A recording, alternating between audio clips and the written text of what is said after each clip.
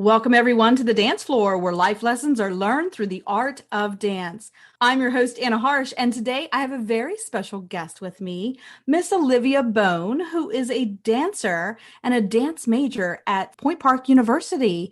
Please welcome to the dance floor, Miss Olivia. Welcome. Hi, thank you for having me. Olivia, I'm so excited that you're going to share a little bit about your dance journey and how you became a dancer. What brought you to the dance floor itself, and what are your dreams for the future? Tell us a little bit about your dance journey. How did you get to be a dancer? Yeah, definitely. I think it goes back. I always loved any community dance that there was at weddings, or I went to church a lot growing up. So we actually had a little church group in like the elementary section, and my mom taught it. And so I was actually one of the dancers, and that was probably one of my first ever performances. I always loved storytelling. I did a lot of puppet shows as a kid from just my family. And so I think it was about in fourth or fifth grade, so about like 10 or 11, I had a friend from church who was going to a hip hop class that was at a studio about 30 to 40 minutes away from my house. So every night on Wednesday, me and my friend would carpool. Either her mom would take us or my mom, and I would go to this hip hop class every week. And so it was something to look forward to. And then she was a little bit older than I was, so she kind of quit dancing and went off to middle school, did the whole thing, and I kind of stuck with it. But once I got to middle school as well, I kind of quit. I was really involved with my youth group at church, doing community work and stuff. And then when I was in the seventh grade, I was about 13, there was a dance elective at my public school. And my mom was like, you should try and take it. So I did. And there I was introduced to just different like cultural forms of dance and different, just a variety of things. There wasn't a lot of formal training, but we did do, shows at the pep rally and stuff like that. And my mom noticed that I really was enjoying it. So she asked me if I wanted to start taking some formal training at a local studio. My mom was a small business owner. She had a little ad magazine for the community, and so she was bartering out work so that we were able to like afford those classes. That's smart. That's a smart mom. Go mom. Oh yeah, yeah. She's a smart lady. Oh yeah. And so I trained under Nancy Galante. And bless her for, doing bartering with my mom. I was able to train in ballet and jazz and lyrical. And so I did that for a few years. Middle school was a bit rough, especially in my home life. Definitely a lot of chaos inspired by alcoholism and substance abuse. So naturally, I was, looking for love in a lot of other ways and was getting in trouble at school. So my parents actually pulled me out and homeschooled me in my 8th grade year. Wow. And during this time, it was like church and dance. And those were my two things that really kept me in check. And they were the things that I looked forward to every week. They were community for me, people that were supporting me. And, at the time you're a kid and you don't really understand what's going on in your house. It's just right. Normal. So I didn't really know how much dance was an influence in my life at this point. Well, and dance is a great escape for lots of people for lots of reasons. And I'm glad that dance sort of found you and sort of wrapped their arms around you and said, come over here and play, and, gave you a safe space and a creative outlet for that chaos that maybe had been surrounding you in your home or your family life. I think for a lot of students out there, they might be listening and saying, yeah, I can relate to that.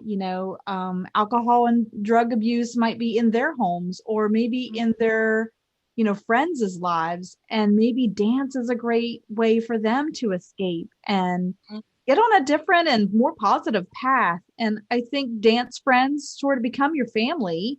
Yeah. And, create a safe space so that we can express ourselves and live a positive and healthy life. So that's amazing that you recognize that at a your early age. That's like you said, we don't always know what's going on around us, when we're younger, but I have to like say thank you to all my dance teachers along the way too, because there was many times that I remember wanting to be defiant or getting upset with myself in class, and my teachers just were always there. They always motivated me. They pushed me because they knew that I had like a fire and a passion in me, so they really like pulled it out. And so I have to say thank you to all of them, because they were just such huge influences in my life, especially at that time. yeah, shout out to all the dance teachers around the world. we're Yes. we're usually more than just dance teachers. I know a lot of people don't realize that aren't in the dance world, but we're the motivators, we're the caretakers. We listen, we, give the hugs, we wipe the tears. I know I've pulled a few teeth for little ones that have lost their teeth during my classes, and put them in a little baggie so they can take it home. And yeah, we've done it all, and it's nice to hear the other side of it, that it does make a difference. It does mean a lot to the students, and it does change their lives. That's great. Well, how did you get to Point Park? When you got to college, did you audition? Was that something that you wanted to do as a dance major? Yeah, so it's kind of weird. I don't know if other dancers resonate with this, but I just always followed it. It just was always something that it led me out of where I was. It was the thing that was going to take me wherever I needed to go.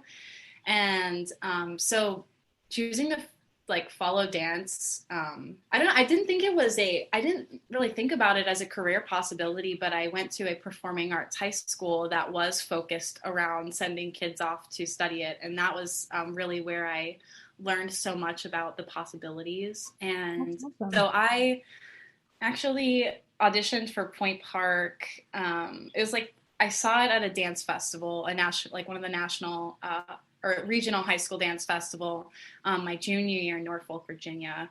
And then we actually went to the campus for my senior year for the national festival. And so I remember seeing Point Park, and I was like, I really like their poster. So I auditioned for them, and turns out their program is fantastic. I've studied under so many just brilliant, amazing human beings. I'm so grateful for my experience. Well, Olivia, let's take a little break here. And then when we come back, maybe you could tell us more about your classes at Point Park, and, maybe ease some minds out there about auditioning for college, and maybe some things that you like to do that helped you. Yeah. Right. Definitely. We're going to be right back with Miss Olivia Bone. Hang on.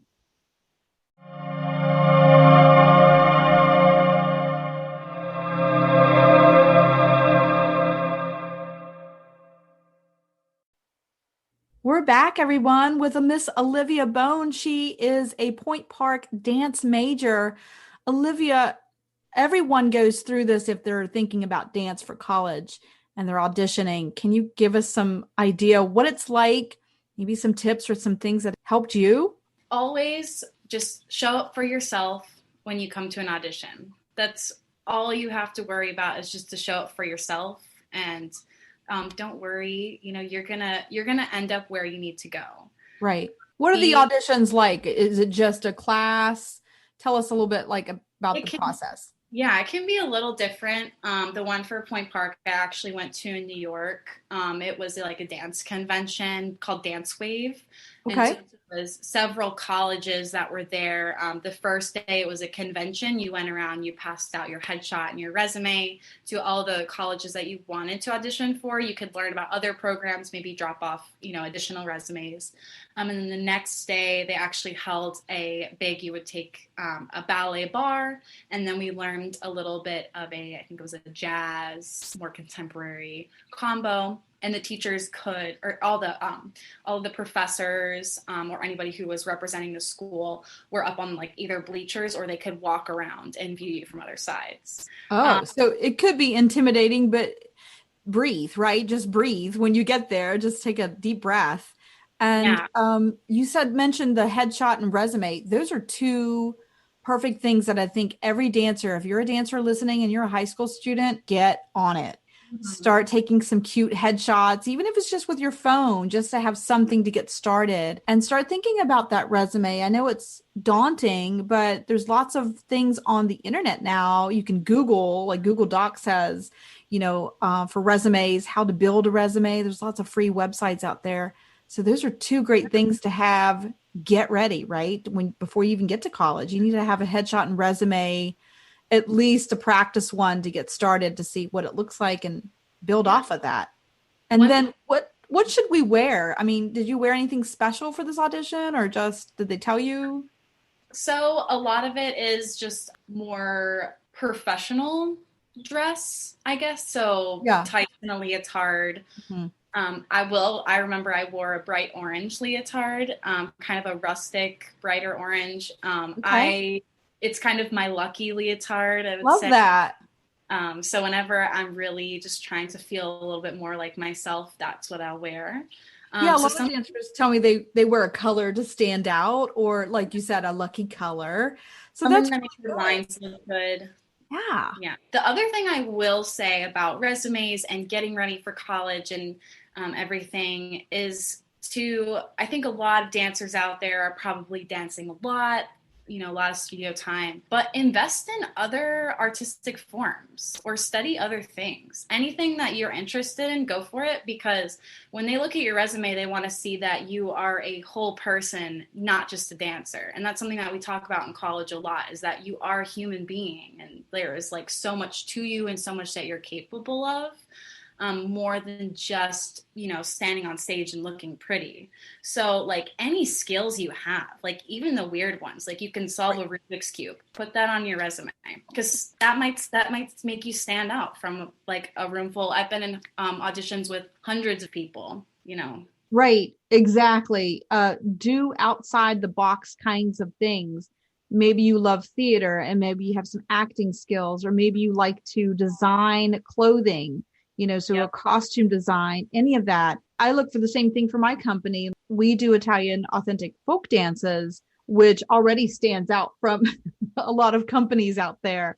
And we've been around almost 3 decades now and Mhm. traveled around the United States and Italy, but I'm looking for somebody that stands out, somebody that can, keep a conversation, somebody that can talk to the crowd, maybe somebody who can talk to little ones because we get lots of kids after the show that just want to touch your costume or say hello. And, that can be daunting if you don't have those people skills. So that's a really good tip. I hope you dancers are listening to Miss Olivia out there.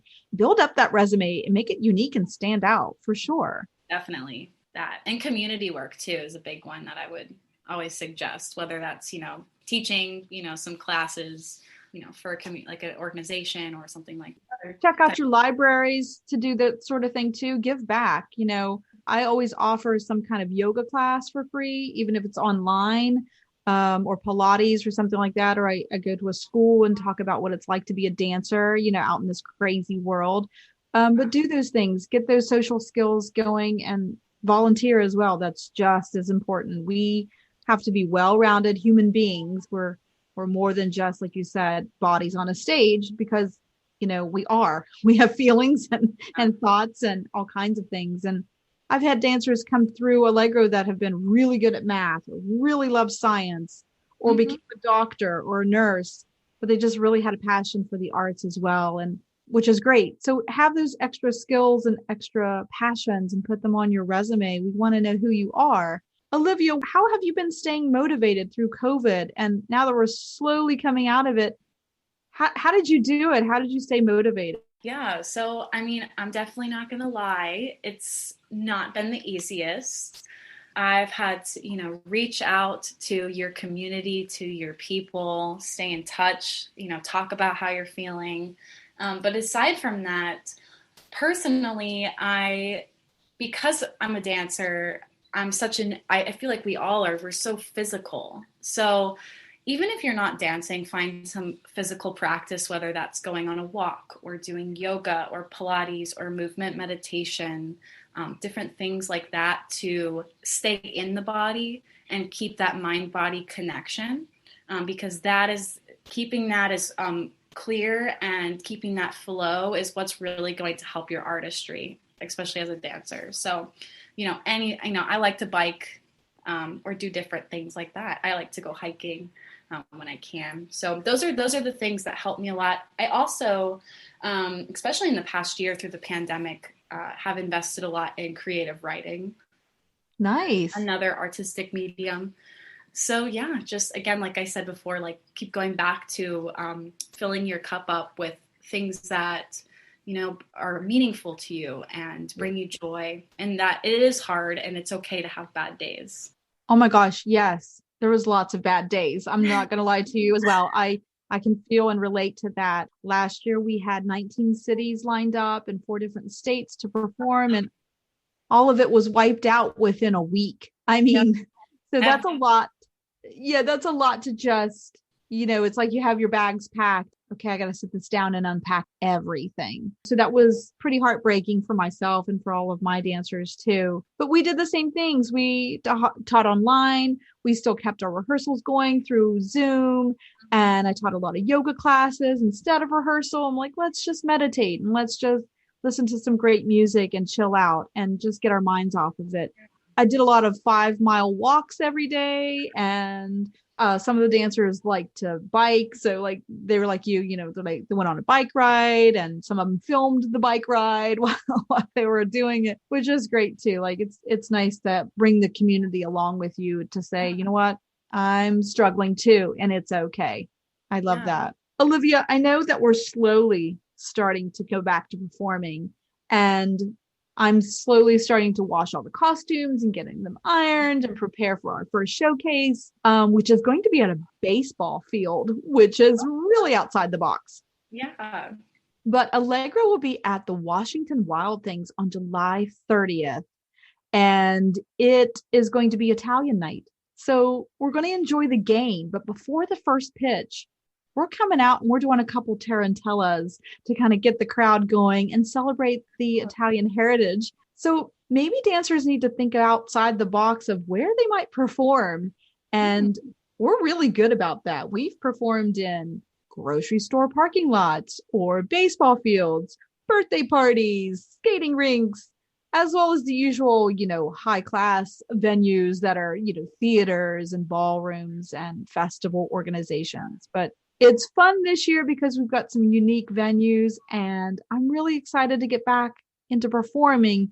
Me too. Starting to pack my bag, Olivia, and I don't know if you do anything different or pack something special that's like, I can't leave to perform without this one thing. Would it be something special? Do you have that one thing that you're like, I can't leave without it? I will say it's kind of niche. I have it's a green bag that my mom bought it for me when I was really young, but it's called my bun bag, and it Love it. has, even though my hair is short right now, not anyone who's listening can't see, but I have short hair right now, but I still bring it with me everywhere. It's got any kind of bobby pin possible, like that just because you're always like snatching them because you lose them all the time. So I've got all the kinds, nail clippers. It's got a lighter in there for those point shoes, maybe some scissors. So it's got like just those little things. Not that to say that anyone's a specific type of dancer, because we are all dancers and do dance, but right. I'm not a bunhead, and but it's my thing. I don't know. That's cool. That's cool. I have a lot of different kinds of things because I'm the director of the company. So my bag is kind of like a Walgreens. Okay, yeah. It has everything from hard candy in case somebody needs that little touch of sugar. Maybe their sugar is dropping and dipping before a showcase, to Band-Aids, first aid kit, BioFreeze, to muscle relaxation kind of thing. I even have a stress ball, a Pilates stretch band, a tennis ball. Yep. Always. So I'm always curious to see what it's in dancers' bags, and everybody has something different to offer. And sometimes people have those good luck things too. Do you ever do anything before a showcase? You're like, I have to do plies, or I have to jump up and down 4 times, or I have to whatever. Do you have anything special that you do? Definitely just meditation. Definitely before even coming into that backstage room that's also sort of chaotic. I do meditation before coming into that space, so that I am, and I'm bringing in the intentions of the day, the intentions of the performance. Yeah, we usually gather in a circle, and some people call it a prayer circle. I just call it a gratitude circle because everybody has different beliefs. But we usually, before we go on stage, we usually do a gratitude circle, and I just gather all the dancers. You might see us backstage or on the side of a venue at a festival, just in a big circle holding hands, and just saying, thanks for the opportunity to share the gifts. Thank you for the day to be with family and friends, and just grateful for the gift of dance to share to the audience. And I think sometimes we take those things for granted. So I always stop the dancers and go, whoop, let's just take a moment and know that this is not the usual for everybody out there in the world, that, we do have those gifts and they were given to share. That's the whole point, right? To share our gifts of dance. Yeah. Olivia, you're so sweet. And I can't wait to do more conversations with you about the world of dance. When are you graduating? I will be done in December of this year. So wow. So very excited. That's not long. So gosh, I am excited for you and your journey after college, because I just have a feeling you're just going to explode onto the stage and just take everybody's breath away. I'm so excited for you, Olivia. I wish you the best. Thank you. I appreciate it. It's been really fun to be on here today. Thank you for having me. I'm so glad you were dancing with me on the dance floor today. And please come back. Please come back and update us on your showcases and your journey of your career and who you're teaching and inspiring the next generation. Yeah, definitely. Definitely. Okay, everyone. Thanks for joining us today on the dance floor. Don't forget, you can find more information about Allegro's upcoming events and showcases at allegrodancecompany.net.